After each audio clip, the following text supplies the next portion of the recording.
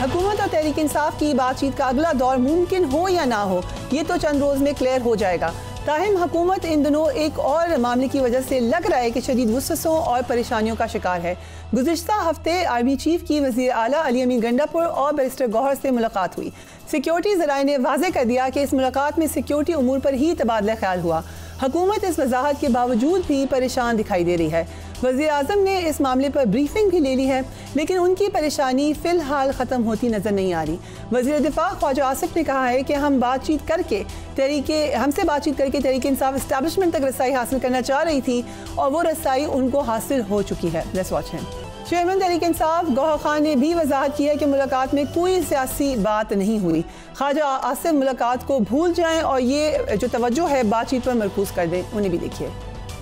भी नहीं कहा था कि हमारी ये गुफ्तगू सियासी हुई है। मैं तो कहता हूँ हमारी मुलाकात हुई है, लॉ एंड ऑर्डर सिचुएशन पे हुई है। मैंने आज अपनी ट्वीट में भी ख्वाजा आसिफ साहब से यही रिक्वेस्ट की है कि इस मामलात को भूल जाएं। मुज़ाकरात होने जा रहे हैं कमेटीज के दरमियान और इसके लिए कोशिश करनी चाहिए कि ये मुज़ाकरात कामयाब हो। सुन्नी इत्तेहाद काउंसिल के चेयरमैन साहबजादा हामिद रजा हुकूमत की परेशानी का भरपूर फ़ायदा उठा रहे हैं। उन्होंने कहा है कि हुकूमत और वज़ीर आज़म को कुछ मुलाकातों पर शायद वसवसे आ रहे हैं। Let's watch him. तरफ से कुछ मुलाकातों के ऊपर बड़ी परेशानी का इजहार है, उन्हें वसवसे आ रहे हैं। वजीर आजम साहब को आते रहने चाहिए, अच्छी चीज है। शायद उनके वसवसे आने का टाइम भी हुआ चाहता है, लेकिन मुज़ाकरात जिस जगह पर हुकूमत के साथ हो रहे हैं वहीं पर हो रहे हैं। और अगर हुकूमत अब वाज़ेह तौर पर जुडिशल कमीशन बनाने का ऐलान नहीं करती तो चौथी मीटिंग नहीं होगी। मैं कैटेगोरिकली ये बात अर्ज कर रहा हूँ। क्या हुकूमत बैरिस्टर गौहर खान की आर्मी चीफ से मुलाकात पर वसवसों का शिकार है? क्या उनको परेशान होना चाहिए भी? तहरीक इंसाफ के चेयरमैन बैरिस्टर गौहर की आर्मी चीफ से मुलाकात की अंदरूनी कहानी थी क्या? हम बात करेंगे सीनियर तज्ज़ियाकार एंड जर्नलिस्ट मुनीफ फारूक से। Thank you so much Munif for joining us on the programme. आपको क्या लग रहा है, हुकूमत के वसवसे बेजा हैं और ये पैनिक क्यों नजर आ रही है हुकूमत में?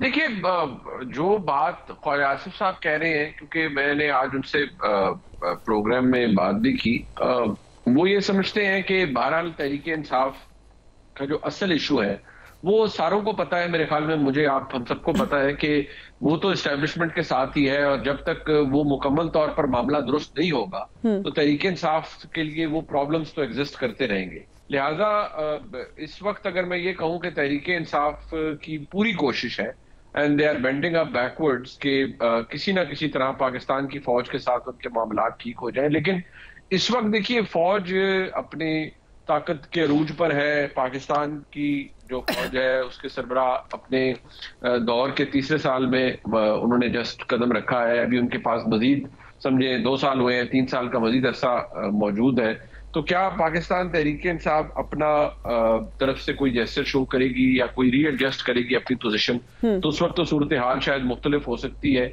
या फिर तहरीक इंसाफ को इंतजार करना पड़ेगा हालात को बेहतर करने के लिए। क्योंकि बाकी पब्लिक कंजम्पशन में आप जितनी मर्जी बातें कर लें कि हमें डील ऑफर हो गई, हमें ये ऑफर हो गया, वो अगर कोई चीज कोई बहुत ही सॉलिड चीज हो तो जाहिर बात है उसमें फिर तो या पॉलिसी तब्दील हो जाए तो फिर तो हालात बदल जाते हैं। लेकिन इस वक्त तक तो ऐसा कुछ नहीं हुआ और जो मसाइल है पाकिस्तान तहरीक इंसाफ के लिए या इमरान खान साहब के लिए वो तो अपनी जगह मौजूद है। बट मुनीब, ये बात तो पीटीआई ने भी वाजे कर दी है, बैरिस्टर गौहर ने की बात सिक्योरिटी मामलात पर ही हुई थी। क्या हुकूमत को ये परेशानी है कि आज सिक्योरिटी पे बात हो रही है, कल कोई सियासी बात भी हो सकती है? देखिए, एक तो ज़हन में ये बात हमें रखनी चाहिए कि हुकूमत बेनिफिशरी है इस वक्त जो तनाज़ा है पाकिस्तान तहरीक इंसाफ और एस्टेब्लिशमेंट के दरमियान उसकी।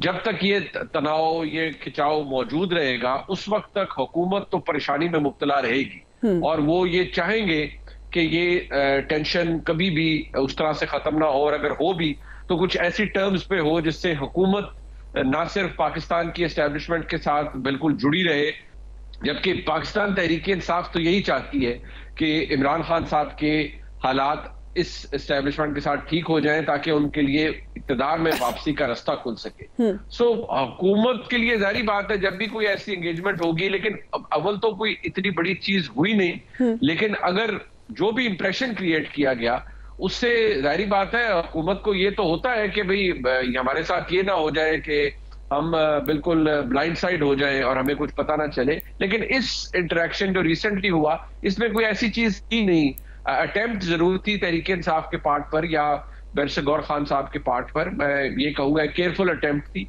लेकिन कोई उसका जवाब खातिर खा उस तरह से आगे से नहीं मिला। इंटरेस्टिंग। बट हम ये देख रहे हैं कि पीटीआई की शायद स्ट्रेटजी ये है कि मिलिट्री लीडरशिप को टारगेट किया जाए, चाहे वो सोशल मीडिया की कैंपेन हो, चाहे बानी पीटीआई के रिसेंटली बयानात देख लीजिए। माजी में पुराने आर्मी चीफ को इसी तरीके से तनकीद की गई, अब जो मिलिट्री लीडरशिप है उनको भी ऐसी तनकीद की जाती है। क्या पीटीआई को ये इदराक नहीं हो रहा कि ये वन पर्सन पॉलिसी नहीं है बल्कि ये एक इंस्टीट्यूशनल पॉलिसी है? देखिए, मैं जहां तक पाकिस्तान की एस्टेब्लिशमेंट को कुछ तारीखी एतबार से भी और प्योरली एज अ सहाफी जितना मैं एनालाइज कर पाया हूं, ये वेरी करती है अपने चीफ की पॉलिसी या उनकी जो भी चीफ होते हैं उनकी पॉलिसी के साथ।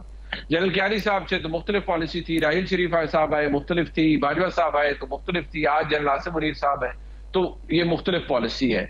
और आज के इदारे के अंदर देखिए, जो प्रोपेगेंडा करें या कैंपेनर करें, जो यूट्यूबर्स करें, उनका तो जो जिनका मुल्क से फिर जो मुल्क में है नहीं, जिनका कोई लिंक नहीं है इस वक्त मुल्क के साथ, जिनकी एक्सेस सिफर है, वो तो अपने कहीं यूट्यूब पे बैठकर जो मर्जी बोल लें। लेकिन हकायक आज के ये हैं कि आज की एस्टेब्लिशमेंट आज की तारीख में इमरान खान साहब को कोई कदर की निगाह से नहीं देखती। अगर नहीं देखती तो ये जरूरी नहीं है कि वो हमेशा ही ऐसा सोचते रहे, लेकिन मेरे लिए तो एलिमेंट ये है कि आज की खबर क्या है। आज की खबर ये है कि पाकिस्तान की जो इंस्टीट्यूशन है फौज का, वो इमरान खान साहब पर एतबार भी नहीं कर सकता और उनसे कोई एंगेजमेंट भी उस तरह की बड़ी मेजर किस्म की नहीं कर रहा। राइट। इस वक्त जो सुप्रीम कोर्ट में बेंचेस के हवाले से या आप समझ लें कि एक तनाज़ा चल रहा है, इसकी वजह क्या है? ये वाकई कोई कानूनी लूप होल है या फिर हम ये समझें कि जस्टिस मंसूर अली शाह खुलकर रेजिस्ट कर रहे हैं इस सिस्टम को? देखिए, 26वीं आईनी तरमीम के बाद पाकिस्तान की सुप्रीम कोर्ट में पहले भी उमर अता बंदयाल साहब के वक्त बहुत तफरीक थी। काजी फाइसा साहब आए तो ये तफरीक बहुत ज्यादा बढ़ गई और 13 जज, मेरा जज, हुकूमती जज और पीटीआई के जज, यहां तक मामला चला गया। आज जाहिर बात है मंसूर अली शाह साहब, आप ह्यूमन एलिमेंट को एक इंसान से कैसा अलग कर सकते हैं? वो शोर शॉर्ट चीफ जस्टिस पाकिस्तान थे, वेराज अब वो पाकिस्तान के चीफ जस्टिस नहीं बन सकते और याया अफरीदी साहब पाकिस्तान के चीफ जस्टिस हैं, तो रिलेशनशिप तो उनका सवर हर एक के साथ हो गया है। बिटर भी जारी बात है, इंसान हो जाता है। फिर ये इख्तियार समात का ही मामला नहीं है, ये तो ओवरऑल उस तनाव और उस खिंचाव का मामला है जो पाकिस्तान की सबसे बड़ी अदालत में मौजूद है। इस अदालत के अंदर, इसके जजेस अपॉइंटमेंट के अंदर जो आपकी एग्जीक्यूटिव है उसको इतराज ये था कि जजेस ऑल इन ऑल हुए पड़ बैठे हैं और ये तो किसी पार्लियामेंट्री ओवरसाइट को मानने के लिए तैयार नहीं है और इन्होंने पार्लियामेंट को तो रिडंडेंट कर दिया है जुडिशियल अपॉइंटमेंट्स पे। वेरएज अब अदलिया की तनकीद ये है कि जी एग्जीक्यूटिव इतना हावी हो गया है इस पूरे प्रोसेस में कि जुडिशियल साइड के पास तो इख्तियार ही बड़ा महदूद रह गया है and they are more in number और वो आउटडू कर देते हैं हर रिकमेंडेशन या किसी चीज को। तो लिहाजा अब तो एक बड़ा, मैं बताऊं कि बड़ी एक तासुर ये है और वो जोर पकड़ा हुआ तासुर है कि बड़ी महफूम किस्म की सुप्रीम कोर्ट है जो आज मौजूद है। अब ये कब तक ऐसे चलता है, 26वीं आईनी तरमीम तो मुझे रोल बैक होती भी नजर नहीं आ रही और जिस तरह से निजाम ने खुद को इंसुलेट कर लिया है तो मुझे लगता है कि ये तो फायरवर्क्स छोटे मोटे आपको सुप्रीम कोर्ट से सुनाई देते रहेंगे।